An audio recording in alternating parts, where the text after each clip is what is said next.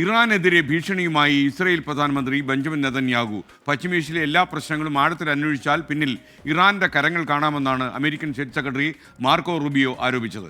അമേരിക്കയിലെ ന്യൂജേഴ്സിയിൽ നിന്ന് മധു കൊട്ടാരക്കര വിവരങ്ങളുമായി ചേർന്നു. Madhu, good morning.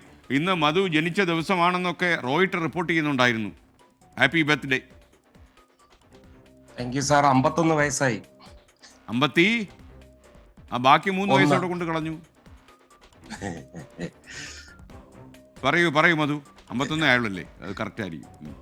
അതെ അതെ അതെ അതെ അതെ നമ്മള് കുറച്ച് പറയണമെന്നാണല്ലോ. കുറച്ച് പറഞ്ഞാൽ മതി. ഇന്ന് ജന്മദിനമല്ലേ, കൂടുതൽ പറഞ്ഞ് നാട്ടുകാരെ ചീത്ത കളി കേൾക്കണം. അതെ, നീ വാർത്തയില്ലേ? എസ്കനെ വാർത്തയിലേക്ക് വരുവാണെന്നുണ്ടെങ്കിൽ ഇപ്പൊ പശ്ചിമേഷ്യയിലാണ് ലോക രാജ്യങ്ങളെല്ലാം ശ്രദ്ധ കേന്ദ്രീകരിച്ചിരിക്കുന്നത്. പ്രത്യേകിച്ച് യുക്രൈൻ യുദ്ധം അവസാനിപ്പിക്കാനായിട്ട് ഡൊണാൾഡ് ട്രംപ് പറഞ്ഞിട്ടുണ്ടായിരുന്നു തെരഞ്ഞെടുപ്പിന് മുമ്പ് തന്നെ. അതുകൊണ്ട് തന്നെ ഒരു വലിയ സംഘം തന്നെ ഈ യുക്രൈൻ യുദ്ധം അവസാനിപ്പിക്കാനായിട്ട് അവിടെ നിൽക്കുമ്പോഴാണ് ബെഞ്ചമിൻ നെതന്യാഹുവിന്റെ ഇത്തരമൊരു പ്രസ്താവന വരുന്നത്. അതും US സ്റ്റേറ്റ് സെക്രട്ടറി റൂബിയോയും ഒപ്പം ഉണ്ടായിരുന്നു.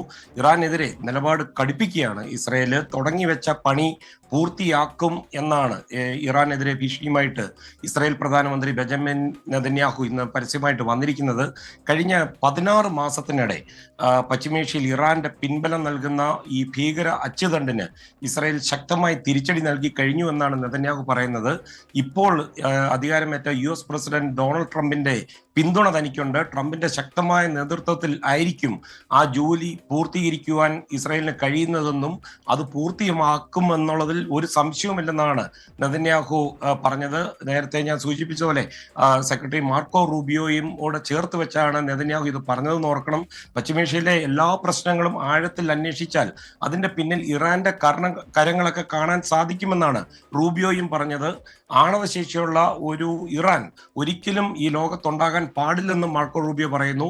ഹമാസിനെ കുറിച്ച് സംസാരിച്ചാലും അല്ലെങ്കിൽ ഹിസ്ബുള്ളയെ കുറിച്ച് സംസാരിച്ചാലും ഇപ്പം വെസ്റ്റ് ബാങ്കിൽ നടക്കുന്ന അക്രമത്തെക്കുറിച്ചോ അല്ലെങ്കിൽ സിറിയയിലെ അസ്ഥിരതയോ ഇറാഖിലെ പ്രശ്നങ്ങളോ ഇതൊക്കെ സംസാരിക്കുമ്പോഴും അവിടെയെല്ലാം ഇറാന്റെ കരങ്ങൾ തെളിഞ്ഞു കാണാമെന്നും റൂബിയോയും പറയുന്നു. അതൊരു പക്ഷേ അമേരിക്കയുടെ നിലപാട് പരസ്യമായിട്ട് പറയുകയായിരിക്കാം.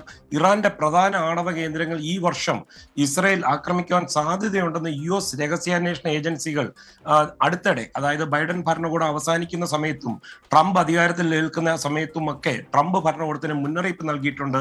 ഇതോടെ ചേർത്ത് വായിക്കേണ്ടിയിരിക്കുന്നു. SK മധു, ഒരുപാട് പ്രേക്ഷകർ മധുവിന് ജന്മദിന ആശംസകൾ നേർന്നിട്ടുണ്ട്. അപ്പോൾ അതൊക്കെ സ്വയം സ്വീകരിച്ച് വിശ്രമിക്കുക കുറച്ചു നേരം. ഓക്കെ, താങ്ക് യു മധു കൊട്ടാരക്കര. ഒരിക്കൽ കൂടി ജന്മദിനാശംസകൾ നേരുന്നു.